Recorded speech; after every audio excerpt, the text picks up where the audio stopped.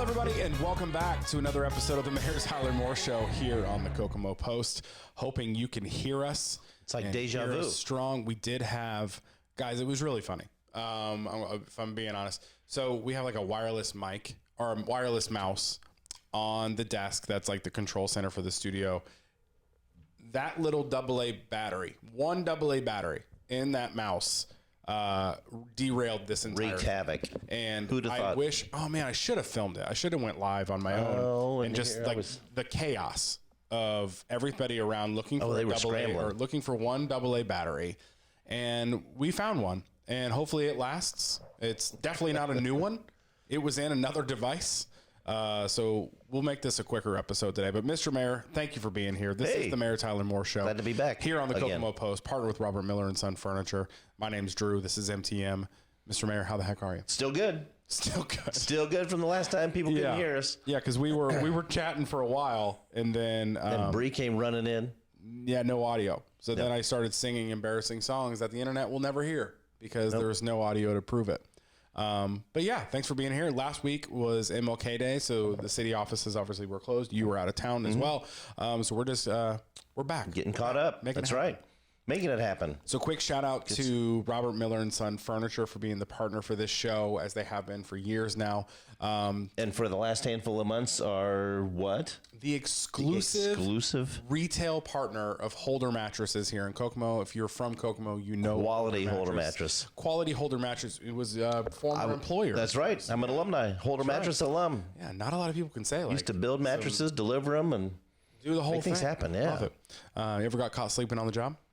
No, but good. That'd be a tempting job to do that with. Let me tell you though, that's where I got my weirder. I already had a weird sense of humor, but weirder sense of humor and pranks and stuff, because a number of the employees there were part-time, but they were firefighters that worked on their Kelly days. And being the youngest one on the crew, I was the subject of many a prank, and welcomed it, embraced it, and grew from it. I love that. So you were kind of like, it seems like a fun work environment. Oh my gosh, it was crazy. I love that. It reminds me of that time I joined this mime convention on a vacation one time. It was crazy.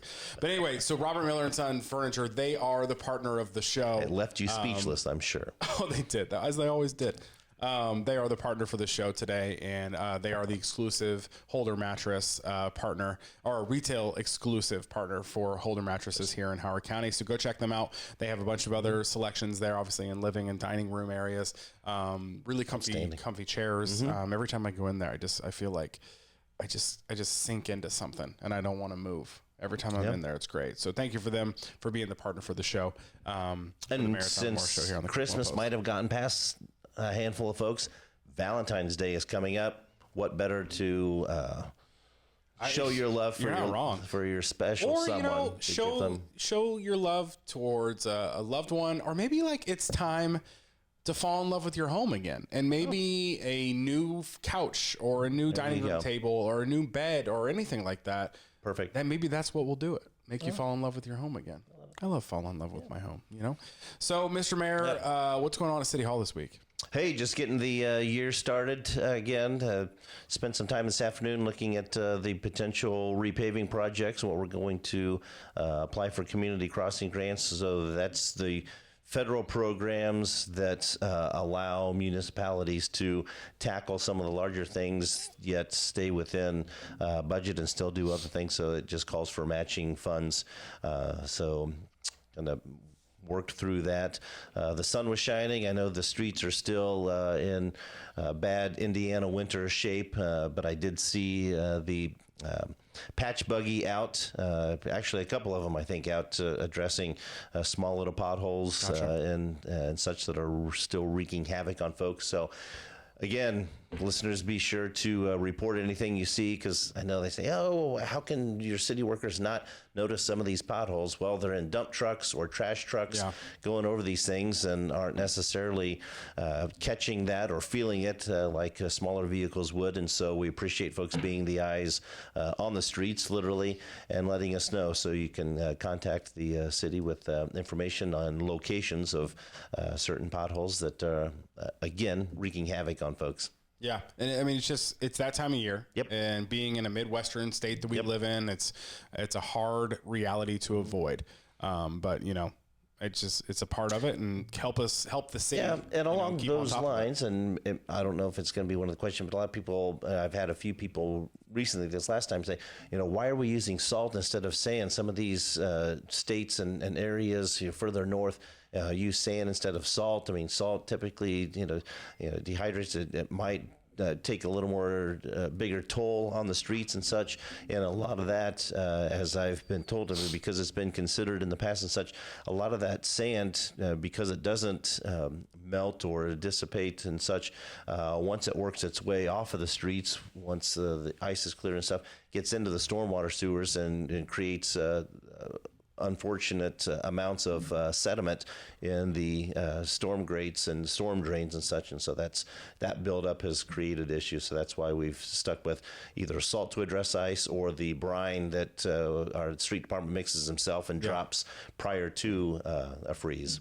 So Yeah, absolutely. There you go. But I throw Which that out there. we do have some road questions in the Ask the Mayor segment. Before we jump into there, just a reminder about the new Kokomo Post Pass. The Post Pass here at the Kokomo Post is the ultimate way to experience Kokomo like never before. Only $5 a month gets you access to hundreds and hundreds, maybe thousands of dollars worth of savings at some local businesses across the city. So just make sure to go to kokomopost.com/postpass to subscribe today. All right, let's get into these questions. We've got quite a few good ones today. Ooh, good. And the first one is from Eric on Facebook. With the change in EVs for Stellantis, is the second plant now in jeopardy? No. There are still plans on moving forward. In fact, there was an article last week, and I think even now President Trump had mentioned it in Vegas over the weekend. He was speaking to a group.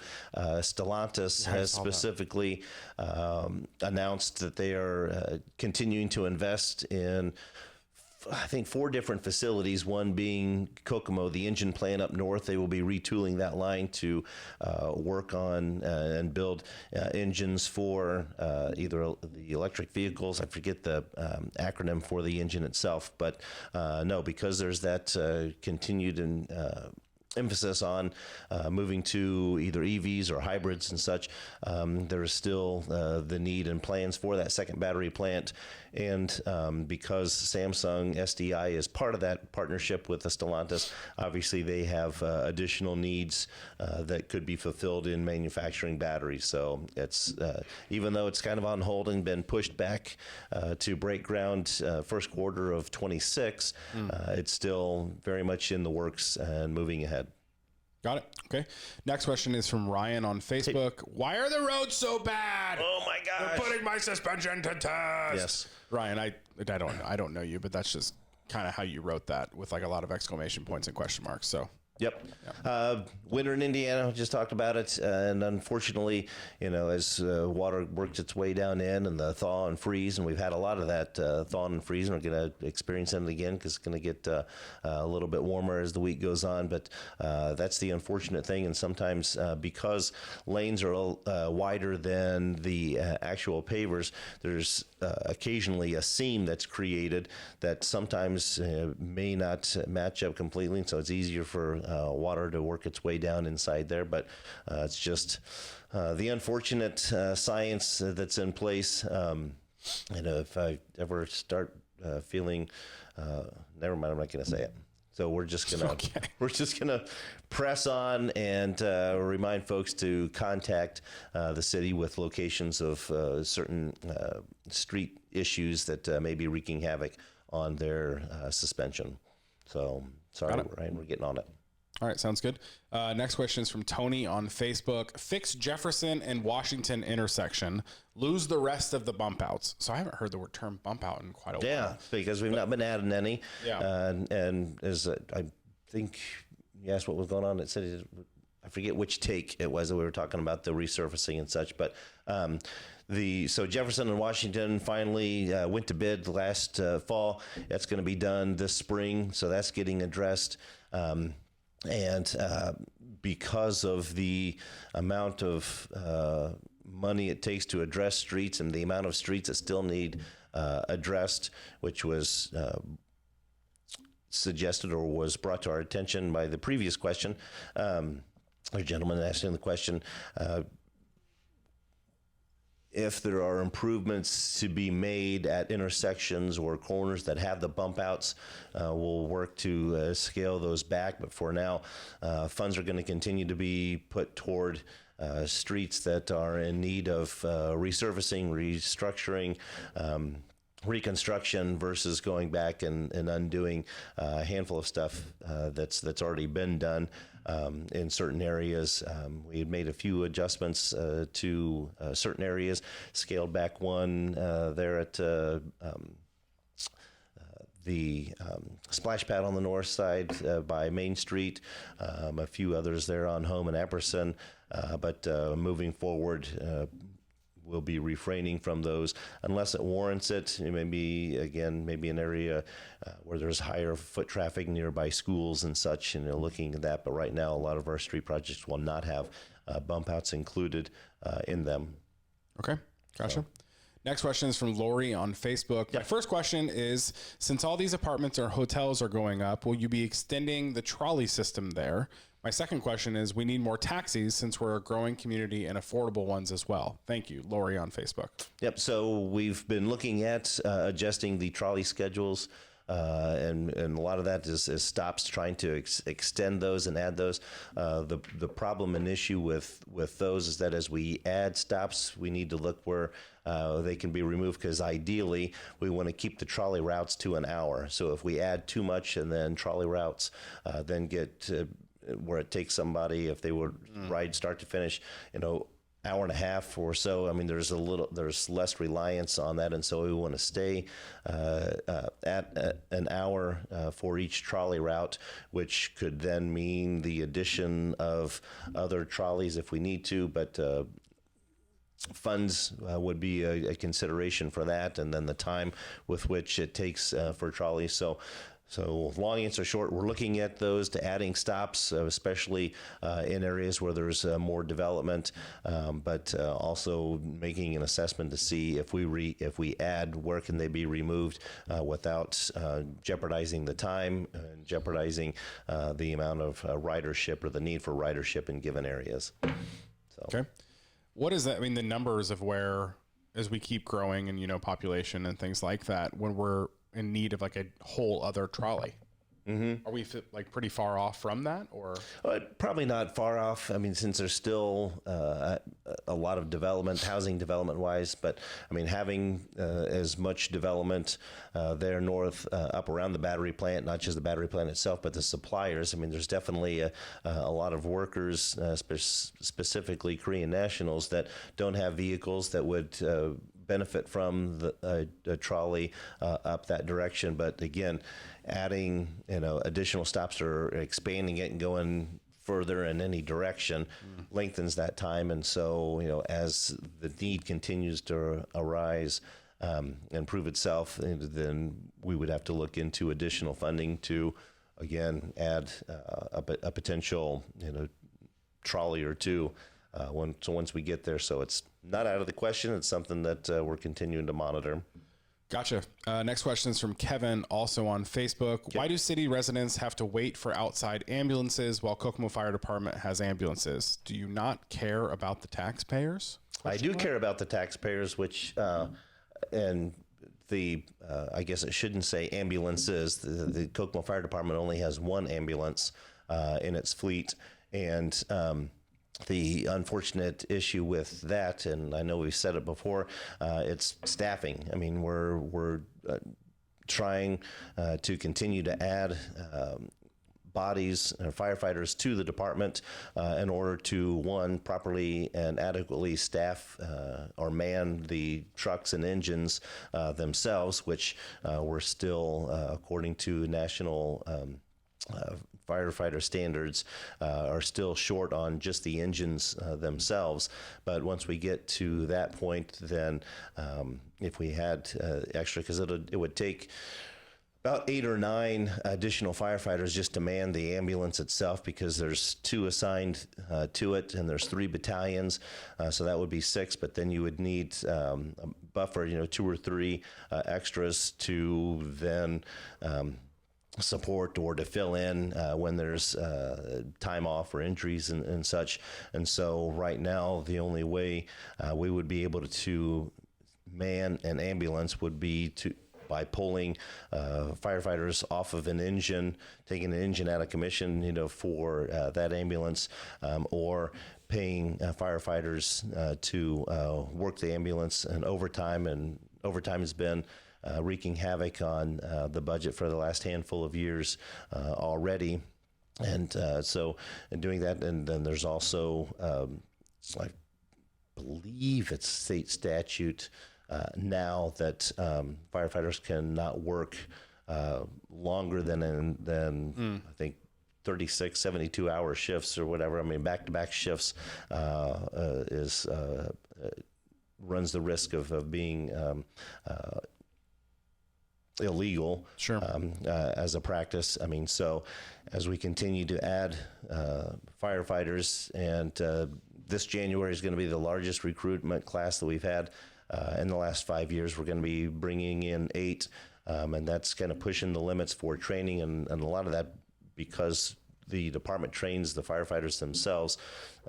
There's only so many that can be done in a given time, and it takes 7 to 8 months to get through training and get them comfortable on the trucks. I mean, so that comes into play as well with those that are leaving the department due to retirements. So we're constantly playing the catch-up game, but has nothing to do with not caring about the taxpayers. It's just a issue of math, numbers, bodies, and resources. So Gotcha. We're slowly trying to work to that. That day when we are able to restart that ambulance is the exact reason I carry a pocket full of glitter and a kazoo. Sure. That will be a day worth celebrating. Yeah. And I know we've not, brought it up before, but the last time the Kokomo Fire Department had an ambulance in service, and it may have had 2 of them, but we've only got 1 in the fleet now.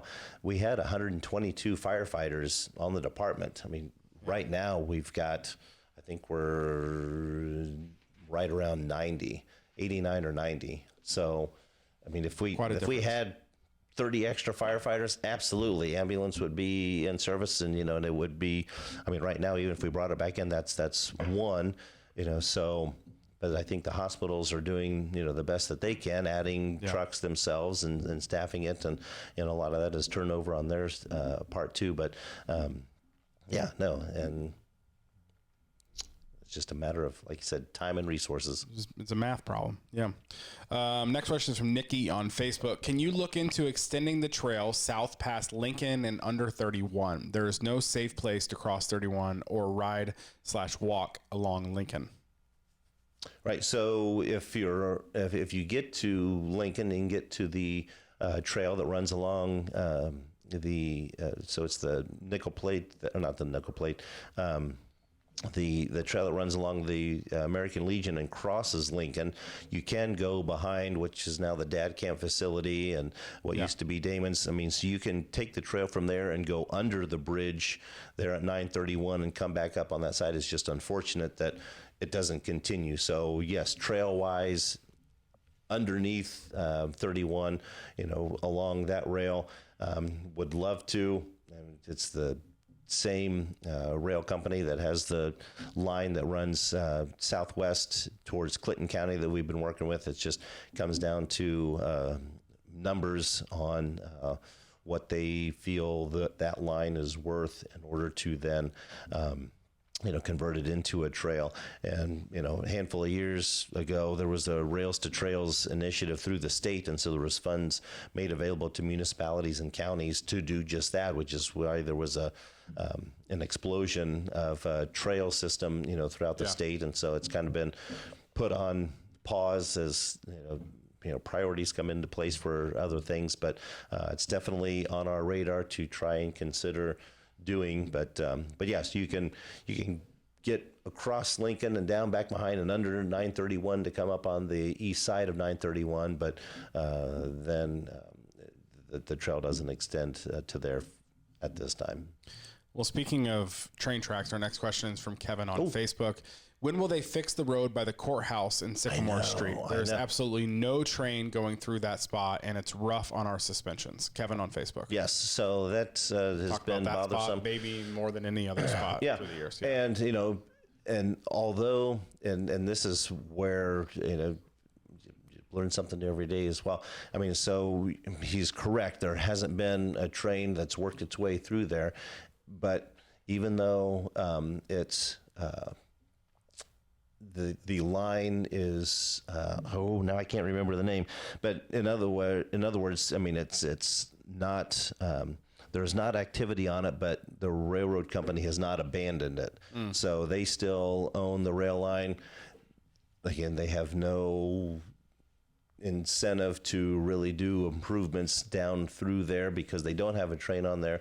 I mean, so we've talked to them, and maybe something that we would then make improvements and have to pave over the rail line there, with the expectation or the knowledge that and understanding that if they would ever reactivate the line and open it, that we would have to then pull up the pavement and such, which shouldn't be an issue. And so, yes, we're doing a downtown feasibility of the entire square and an extended square, a few blocks out to look at, landscaping and development and such. I mean, so hopefully we in the next couple years or something be able to address those areas without upsetting the railroad company too much.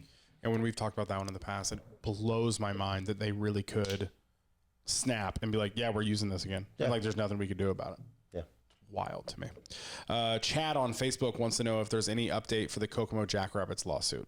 There is not at this time. I know that it goes before the judge on Friday, and she will then hear both sides, review the briefs that were submitted, a few weeks back, and then hopefully have some type of decision made, by the middle of February, so that all parties involved can move forward in whatever manner we can at that point. So no update at this point, but I do know that in any case, even though a Kokomo baseball team did not get on a schedule, whether it's Northwoods League or another league, they're hopefully, I know if the city has it or a new owner would still plan on scheduling activity in the stadium, whether it's travel ball. I mean, IUK and Kokomo High School will still be playing there.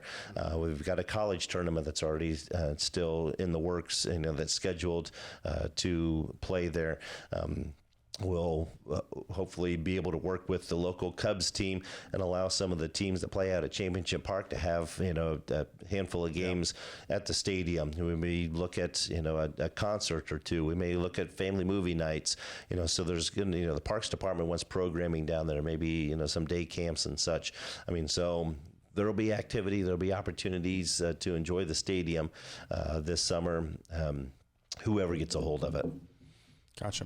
Yeah, and we have a show that we do with IUK Athletics, Grant over there, who's their athletic director, and he was talking about there will be plenty of chances to see like really great baseball this summer at Kokomo Municipal Stadium with the IUK team playing there. And if you love the Jackrabbits level of competition, those are all college baseball. Right. College students playing. So check out IUK. They're going to be playing a lot of games there this year, and it should be a good time. Next question is from Clayton on live chat. Are we able to get an entertainment center like a Dave & Buster's? We would love to entertain that type of development. I know that there's opportunities out near Championship Park with all the activity out there and the available lots. But sure, with those being private investments and such, just like anything else, it's kind of the same way. We ask, why can't we have a grocery store here? Why can't we have, a bowling alley or a skating rink or something? We're open to any type of development if it fits into those companies or those individuals' marketing plan.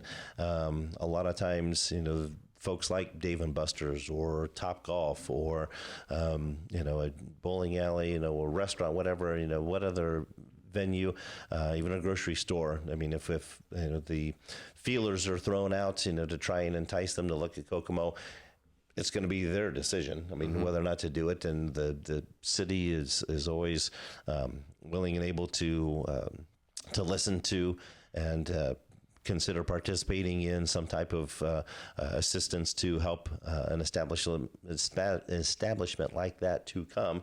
So if Dave and Buster's wants to come or something similar, come on up.